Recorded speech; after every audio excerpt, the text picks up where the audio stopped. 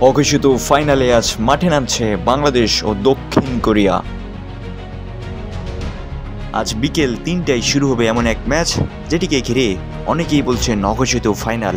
অনূর্ধ্ব-20 নারী এশিয়ান কাপের বাছাই পর্বে গ্রুপ চ্যাম্পিয়ন হওয়ার লড়াইয়ে মুখোমুখি হবে বাংলাদেশ ও দক্ষিণ কোরিয়া।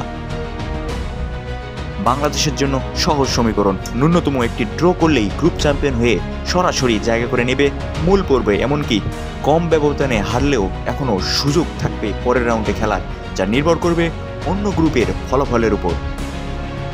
এই টুর্নামেন্টে এখনও পর্যন্ত দুর্দান্ত খেলেছে পিটার বাটলারের শিষ্যরা। আক্রমণ ভাগে ধারাবাহিকতা, মাঝমাঠে নিয়ন্ত্রণ আর রক্ষণ ভাগে দৃঢ়তা, সব মিলে আত্মবিশ্বাসে ভরপুর দলটি। তবে দক্ষিণ কোরিয়ার মতো শক্তিশালী প্রতিপক্ষের বিপক্ষে চ্যালেঞ্জটা হবে অনেক বড়। দুই দলের মুখোমুখি লড়াই শুধু পয়েন্ট তালিকার জন্য নয়, মর্যাদারও প্রশ্ন। জয় বা ড্র যে কোনো একটি ফলাফল বাংলাদেশের মেয়েদের জন্য নতুন ইতিহাস গড়ে দিতে পারে।